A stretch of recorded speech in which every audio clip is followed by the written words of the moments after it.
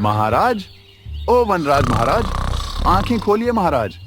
गजब हो गया, अनर्थ हो गया, तबाही मच गई महाराज। अगर आप अभी नहीं जागे तो यह जंगल 2 हिस्सों में बंट जाएगा महाराज। जल्दी उठिए। उफ, ये जंपू बंदर सुबह सुबह मेरी मीठी नींद का दुश्मन बन जाता है। क्या चिल्ला रहा है? क्या किसी दूसरे जंगल के शेर ने हमारे ऊपर हमला कर दिया या आसमान गिर पड़ा है? साफ साफ बता, वरना आज तेरा ही शिकार करूंगा। बात दरअसल ये है कि आपकी प्रजा सुबह की पहली किरण के साथ ही आपस में सींग भिड़ाई खड़ी है। चीकू खरगोश और भोलू भालू 3 घंटे से धूप में खड़े होकर एक दूसरे को देख रहे हैं और न्याय की भीख मांग रहे हैं। उफ, इन जानवरों का रोज का यही नाटक है। छोटी छोटी तुच्छ बातों को लेकर सीधे मेरे दरबार में चले आते हैं। बड़े मसले हों जैसे सीमाओं का उल्लंघन या शिकार की बड़ी चोरी तो समझ में भी आता है, मगर ये छोटे छोटे मसले कि किसने किसकी गाजर की पूंछ काट दी, किसने किसकी छांव में पैर रख दिया, ये सब मेरा पूरा दिन और दिमाग दोनों खराब कर देते हैं। मैं अकेला राजा किस किस का सिर फुटोवल सुलझाऊं? मुझे अपने आराम के लिए और इस जंगल की व्यवस्था के लिए कोई नया रास्ता निकालना ही होगा। सुनो सुनो सुनो, पूरे जंगल वासियों कान खोलकर सुनो। राजा होने के नाते मेरे पास सोचने के लिए ब्रह्मांड के कई बड़े काम हैं। इसलिए मैं आज इस जंगल के लिए एक विशेष पद की घोषणा करता हूँ, और वह पद है जंगल का कोतवाल। जो भी इस पद पर बैठेगा वह मेरे पास आने वाली तमाम छोटी मोटी रोज की परेशानियों को रास्ते में ही अपनी बुद्धि से सॉल्व कर देगा। अगर आप में से किसी के अंदर वह काबिलियत है तो वह मान सम्मान के साथ आगे आए। प्रणाम वनराज, कोटि कोटि प्रणाम। इस पूरे विशाल जंगल में मुझसे बड़ा वफादार, आज्ञाकारी और तीक्ष्ण बुद्धि वाला जीव आपको ढूंढने से भी नहीं मिलेगा। आप आंख बंद करके बिना सोचे समझे यह कोतवाल का पद मुझे सौंप दीजिए। मैं आपकी सेवा में दिन और रात को एक कर दूंगा। जंगल के किसी भी छोटे मोटे फसाद की भनक तक मैं आपके इन पवित्र कानों तक नहीं पहुंचने दूंगा। यह मेरा वचन है। चंगू, तुम्हारी जुबान तो कैंची की तरह चल रही है और बातें भी तुम बहुत बड़ी बड़ी कर रहे हो, लेकिन कोतवाल का पद कोई बच्चों का खेल नहीं है। इसके लिए न्यायप्रियता और ईमानदारी का ठोस प्रमाण होना चाहिए। तुम तो बस चापलूसी की बातें बनाना जानते हो। महाराज, आप बस एक बार मौका देकर तो देखिए। जितने भी छोटे मोटे झगड़े, जमीनी विवाद या चोरियां होंगी, उन्हें मैं बीच रास्ते में ही अपनी ऐसी गजब की खोपड़ी दौड़ाकर रफा दफा कर दूंगा कि फरियादी हंसता हुआ घर जाएगा। आपको दरबार लगाने का कष्ट ही नहीं करना पड़ेगा। आप बस अपनी शीतल गुफा में ठंडी हवा खाइए और आराम फरमाइए। ठीक है, मैं तुम्हें अगले 3 महीनों के लिए केवल ट्रायल पर यह काम सौंपता हूँ। अगर इस दौरान तुम्हारा काम पूरी तरह सही और ईमानदार रहा तो तुम्हें सरकारी तौर पर परमानेंट कोतवाल घोषित कर दिया जाएगा। बहुत बहुत धन्यवाद अन्नदाता। आपका यह फैसला इतिहास में लिखा जाएगा। आहा, अब आएगा असली मजा। इस जंगल की भोली भाली जनता पर अब चंगू सियार का राज होगा और तिजोरी भी मेरी भरेगी। अब चंगू सियार कोतवाल बन बैठा। तभी उसे अप्पू हाथी आराम करते हुए दिखा। अरे ओ, भारी भरकम अप्पू हाथी, ये क्या तमाशा लगा रखा है बीच रास्ते में? यहाँ सरकारी छांव में कुंभकर्ण के दादा बनकर सो रहे हो? चलो तुरंत अपनी यह भारी देह उठाओ और यहाँ से 9-2-11 हो जाओ। चंगू, तुम और मुझसे इस तीखे स्वर में बात कर रहे हो? तुम्हारा दिमाग तो ठिकाने पर है ना? मैं यहाँ पिछले 10 सालों से दोपहर की झपकी लेने आता हूँ। तुम्हें अचानक इससे क्या तकलीफ होने लगी? ओए हाथी, अपनी जुबान को लगाम दे और तमीज से बात करना सीख। अब मैं सिर्फ चंगू नहीं हूँ, इस पूरे जंगल का नया सर्वे सर्वा यानी कोतवाल चंगू सिंह हूँ। इस सरकारी पेड़ के नीचे बिना टैक्स दिए सोना सख्त मना है। अगर इस जंगल में शांति से रहना है तो मेरी मर्जी के हिसाब से चलना होगा, वरना सीधा हवालात के अंदर डाल दूंगा और राशन पानी भी बंद कर दूंगा। चल सीधा रास्ता नाप।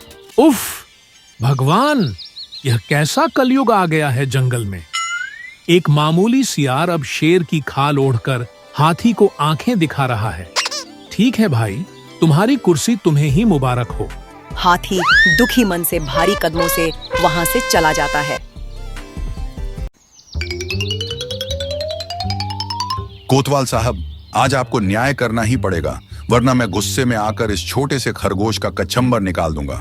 ये चीकू खरगोश मेरे पुश्तैनी इलाके में घुसकर हरी हरी गाजरों की खेती कर रहा है, और जब मैं इसके बदले इससे थोड़ा सा हक यानी टैक्स मांगता हूँ तो ये मुझे आंखें दिखाकर कहता है कि भागो यहाँ से। क्यों रे चीकू खरगोश, तेरी इतनी सी जान और इतनी बड़ी हिम्मत, भालू के इलाके में घुसकर मुफ्त की मलाई खाएगा? अगर उसकी जमीन पर फसल उगानी है तो जमीन का किराया यानी टैक्स तो चुकाना ही पड़ेगा ना। कानून की किताब में लिखा है कि मुफ्तखोरी का अंजाम बहुत बुरा होता है। दुहाई हो कोतवाल साहब, ये भालू अपनी ताकत के नशे में सरासर झूठ बोल रहा है। मैं बहुत ही शरीफ और मेहनती किसान हूँ। मैं इसके इलाके में कभी कदम भी नहीं रखता। सच तो यह है कि इस भोलू भालू ने रातों रात अपने इलाके की पत्थरों की बाढ़ को आगे खिसका दिया है और अब जबरदस्ती मेरे अपने बाप दादा के खेत को अपना बता रहा है। अब आप ही बताइए साहब, मैं अपनी खून पसीने की गाजर इसे मुफ्त में क्यों दे दूं? अच्छा, तो मामला जमीन की हेरा फेरी का है और काफी पेचीदा है। तुम दोनों एक काम करो, मुझे कम से कम 2 दिनों का समय दो। मैं खुद आधी रात को सीक्रेट नापजौक करने बॉर्डर पर जाऊंगा और फिर ऐसा फैसला सुनाऊंगा कि तुम दोनों देखते रह जाओगे। उसी रात का समय चंगू सियार चारों तरफ देखते हुए चोरी छिपे भोलू भालू की गुफा के अंदर घुसता है। क्यों रे भोलू भालू, मुझे क्या अपनी तरह बेवकूफ समझ रखा है तूने? तूने खरगोश की जमीन पर रातों रात डाका डाला है और बाढ़ खिसकाई है। ये बात मुझे अच्छी तरह से पता चल चुकी है। कानूनन तुझे 6 महीने के लिए कालकोठरी में सरना पड़ेगा। भोलू भालू बुरी तरह घबरा जाता है। नहीं, दुहाई हो कोतवाल साहब, ऐसा मत कीजिए। मैं सच कह रहा हूँ, वह जमीन मेरी ही है। आप जो कहेंगे मैं वो करने को तैयार हूँ। बस महाराज शेर सिंह तक यह बात मत ले जाइए, वो मेरी खाल खींच लेंगे। देख भोलू, मेरा दिल बहुत मोम का है। अगर तू चाहता है कि सरकारी कागजों में यह फैसला हमेशा के लिए तेरे पक्ष में आ जाए, तो तेरे पास जो मटके में सबसे मीठा, ताजा और गाढ़ा शहद रखा है ना, वो पूरा का पूरा मटका मुझे अभी के अभी सौंप दे। फिर देख मैं कल सुबह कैसे उस खरगोश को वहां से धक्के मारकर भगाता हूँ। हाँ साहब, आप जमीन मेरी करवा दीजिए, मैं शहद का मटका दे देता हूँ। भालू शहद का मटका सियार को दे देता है।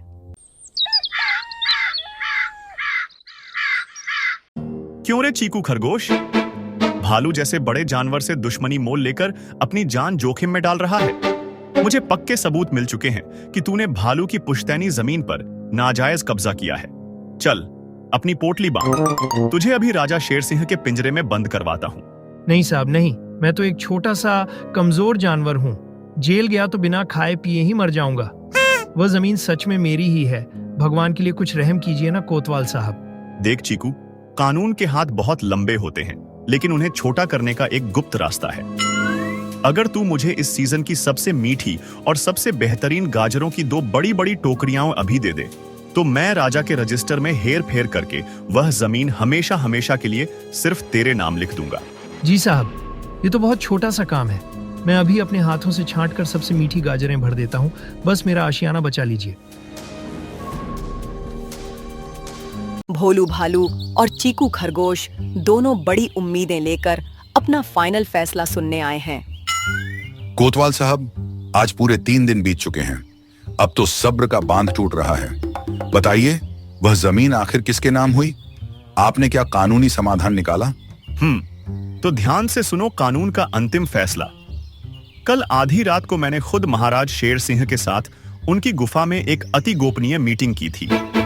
मैंने उन्हें तुम दोनों का यह झगड़ा बताया। महाराज ने पुराना जमाने का सरकारी नक्शा मंगवाया और उसे ध्यान से देखने के बाद वो खुद चौंक गए। क्या हुआ साहब? उस नक्शे में आखिर ऐसा क्या लिखा था? नक्शे और कानून के मुताबिक वह बीच की उपजाऊ जमीन न तो इस भालू की है और न ही इस खरगोश की। वह तो जंगल प्रशासन की सबसे मुख्य सरकारी जमीन है। और महाराज शेर सिंह ने मेरे इस बेहतरीन और ईमानदार काम से खुश होकर वह पूरी की पूरी जमीन मुझको यानी अपने प्रिय कोतवाल चंगू को हमेशा के लिए गिफ्ट में दे दी है। इसीलिए अब उस जमीन पर सिर्फ और सिर्फ मेरा नाम है। तुम दोनों तुरंत अपना बोरिया बिस्तर समेटो और वहां से दफा हो जाओ। क्या? ये तो सरासर धोखा है, महा अन्याय है। मैं यह फैसला बिल्कुल नहीं मानता।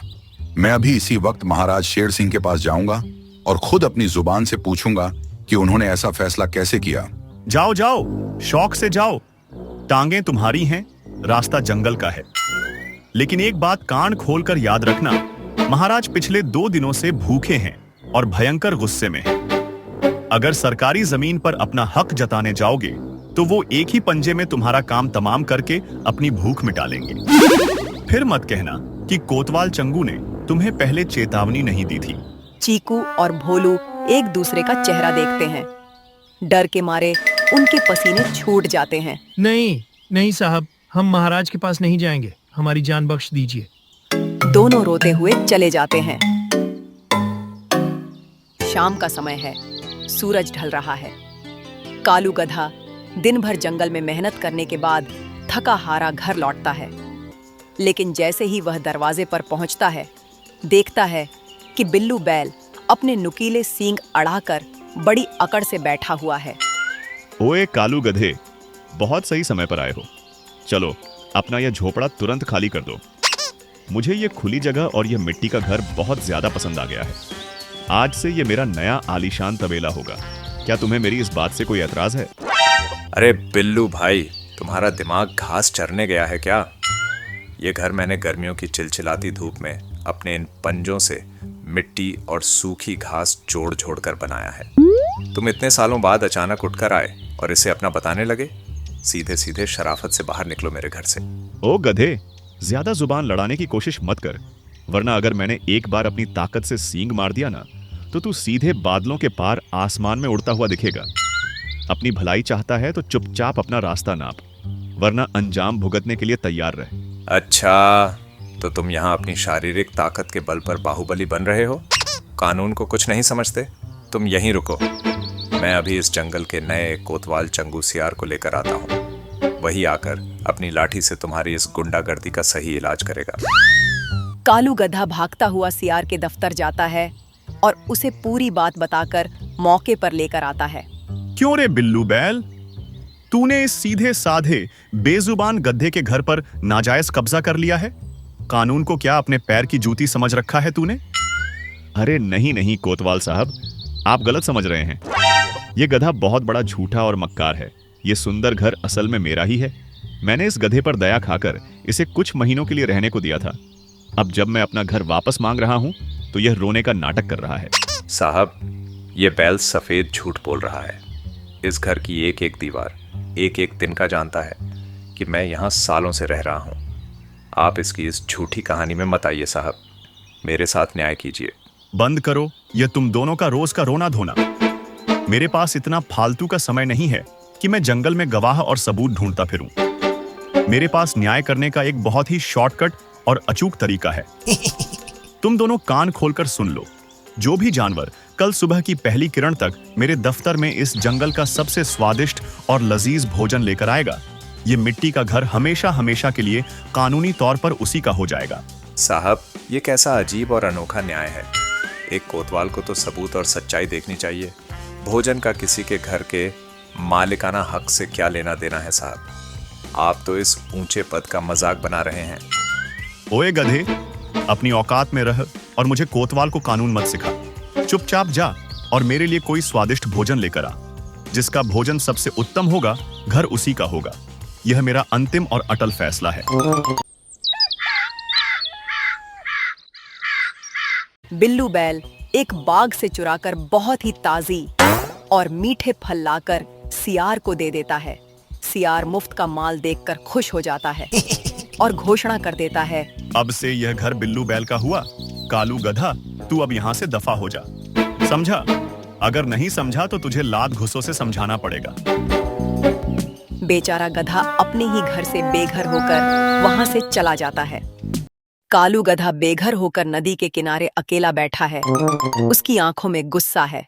सियार, तुमने केवल एक रात के भोजन के लालच में मेरा आशियाना, मेरी मेहनत की कमाई छीन ली।